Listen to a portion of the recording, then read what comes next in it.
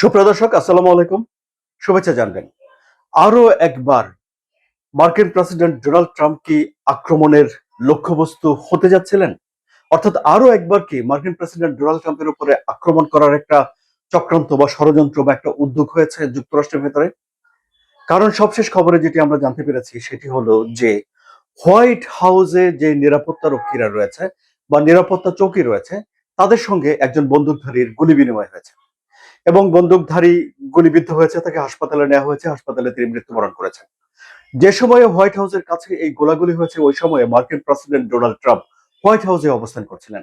White house মার্কিন president Donald ট্রাম্পের বাসস্থান, অফিসও বলতে পারেন আপনারা। সুতরাং মার্কিন প্রেসিডেন্ট ডোনাল্ড ট্রাম্প কি ব্যাপক ঝুঁকির মধ্যে রয়েছেন? এই আলোচনাগুলো, এই প্রশ্নগুলো এখন উঠছে এবং এগুলো নিয়ে বিশ্বজুড়ে তোলপাড় তৈরি হয়েছে। সুপ্রিয় দর্শক, যে কোনো দেশের রাষ্ট্রপ্রধান বা সরকার প্রধানকে সবচেয়ে বড় নিরাপত্তা দেওয়া হয় এবং তিনি যে ভবনে বসবাস করেন, যে ভবনে অফিস করেন, সেই ভবনও নিরাপত্তার আওতায় রাখা হয়। কিন্তু সেই নিরাপত্তা ব্যবস্থাকে ভণ্ডুল করে দিয়ে কিভাবে এই নিরাপত্তা চৌকিতে একজন বন্দুকধারী চলে যায় এবং গিয়ে গোলাগুলি করে, এই বিষয়টি নিয়েও আলাপ আলোচনা এখন চলছে। যুক্তরাষ্ট্র এমন একটা দেশ যেখানে ধারণা করা হয় যে সম্মিলিতভাবে বেসামরিক মানুষের কাছে যত অস্ত্র রয়েছে, কোন একটা দেশের সামরিক বাহিনীর কাছে অত অস্ত্র থাকে না।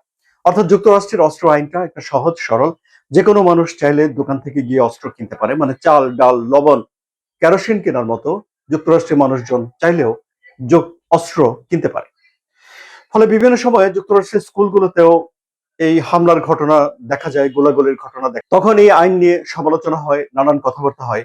কিন্তু এখন আমরা দেখতে পেলাম যে মার্কিন প্রেসিডেন্ট ডোনাল্ড ট্রাম্প যেখানে থাকেন সেখানেও বন্দুকধারীরা চলে যাচ্ছে।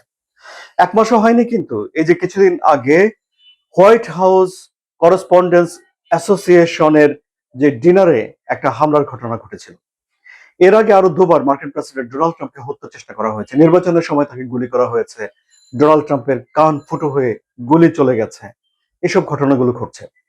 এ নিয়ে অনেকে নানা রকম ষড়যন্ত্র তত্ত্ব দেন, অনেকে মনে করেন যে এই ঘটনাগুলো সাজানো, কিন্তু সে দেশের পুলিশ, আইন শৃঙ্খলা বাহিনী, তদন্ত সংস্থা ব্যাপকভাবে তদন্ত করে তারা কখনো প্রমাণ পায়নি যে এই ঘটনাগুলো সাজানো।